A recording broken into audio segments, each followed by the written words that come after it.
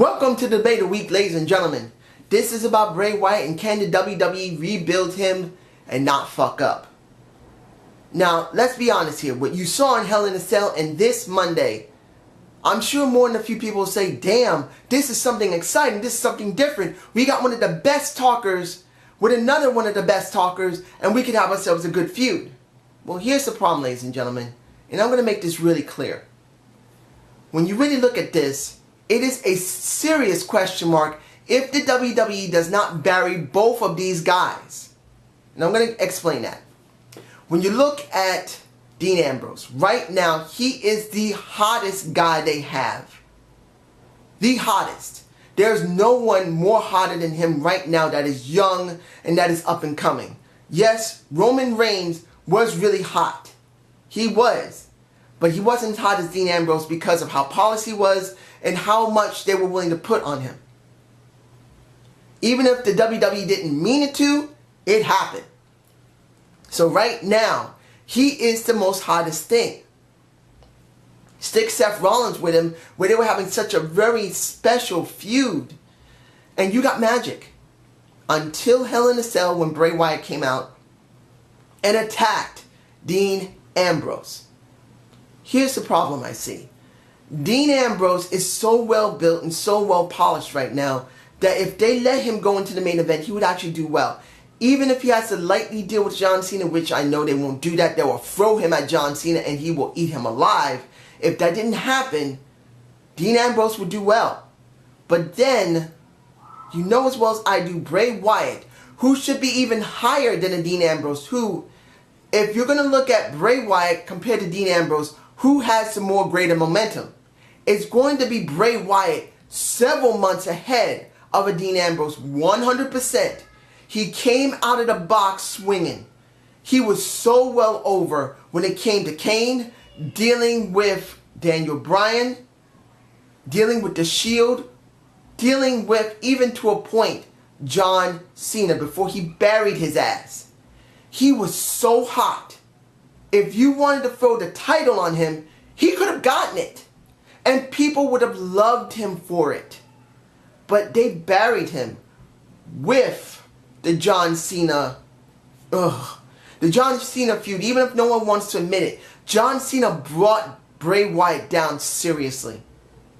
Then when it came to Chris Jericho, on paper, it should have been a great feud. Chris Jericho's the best talker in the business next to The Rock. Next to Stone Cold Steve Austin. Hell, next to Mick Foley. But then when you see them talking against each other, which was really great, everything else was terrible. The work outside the ring to make the story was terrible. The work in the ring, particularly for Bray Wyatt, where they didn't let him even get any wins. When was the last time you heard Bray Wyatt get a win before he dealt with Chris Jericho? He didn't. Anytime when he got over on somebody is when he was outside the ring. So Bray Wyatt had not gotten anything good for his character outside the ring and inside the ring, because it's got to be balanced. And by the time he finished with a Chris Jericho and got a really bad steel cage win, he tumbles out of the steel cage. Are you serious? It just wasn't enough. And what did they do? He disappeared for 2 weeks before the first vignette came out with him doing a cameo for Luke Harper. And then Eric Rowan. And then Eric Rowan again the next week. And then Luke Harper the next week. And then finally, again, a Luke Harper and Eric Rowan and then himself. Which did not get him over in my perspective. I know a lot of people are going to say, we don't care if it got him totally over. We love him. We don't care. We'll always put up our lights in the arena to show that we love him. Well, here's the thing, ladies and gentlemen. The WWE is notoriously known that even if you're loved 100%, they will bury your ass if they don't want you there. Look at this Monday. Ryback came back. And they can't let him come back as he originally was, as a Feed Me More. He's not the big guy with Curtis Axel. He is the original Ryback, and the original music, Feed Me More. The crowd jizzed on themselves because he was what he originally was. that could be a re-rise of a Ryback, since he came back because of hernia surgery. Well, not hernia, herniated disc surgery.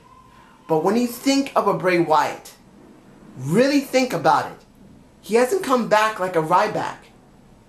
This is a half-assed situation for him. Yes, he's still a great talker. Yes, he can go in the ring well. Yes, the crowd loves him. But does that mean he'll have a great feud with a Dean Ambrose? No. This could go down in flames so damn badly. This is what I think could, if it's the best case scenario, could happen. I'm going to put it like this.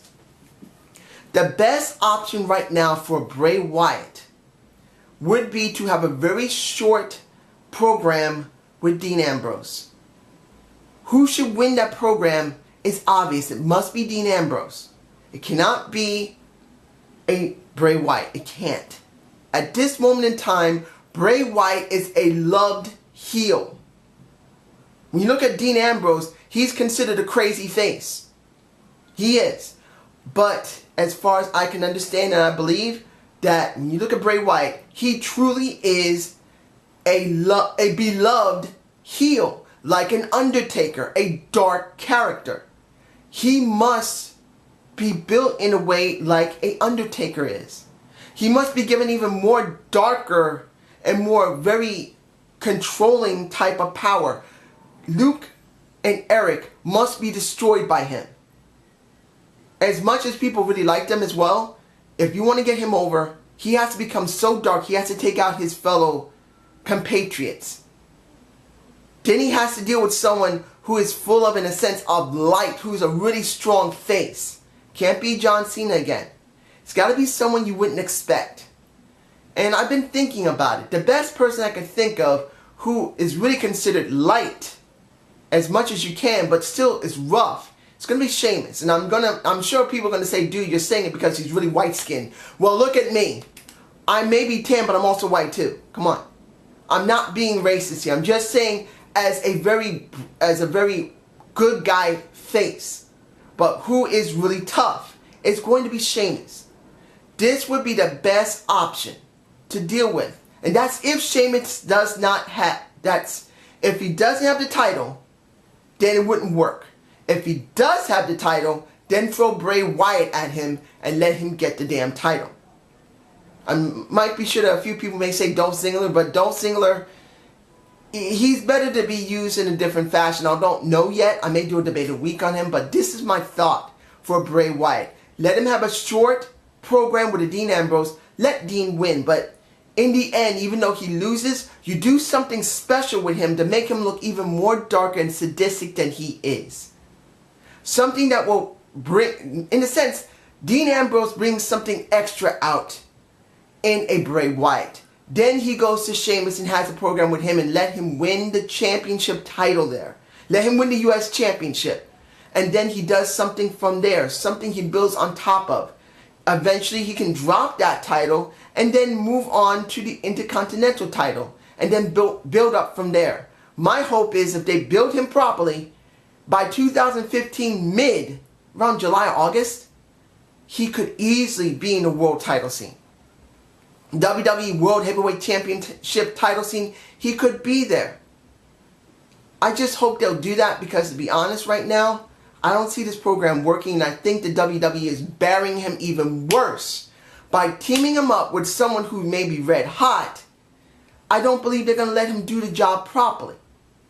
So I hope you enjoyed this debate of the week. Please give me a comment below. Tell me how you feel about Bray Wyatt, what you think he should be doing differently, what you think should be the right direction for him after he deals with a Dean Ambrose. Should it be a Sheamus? Should it be a Dolph Ziggler? Who? That's what I would like to know. Have a good day and have a good night. Peace!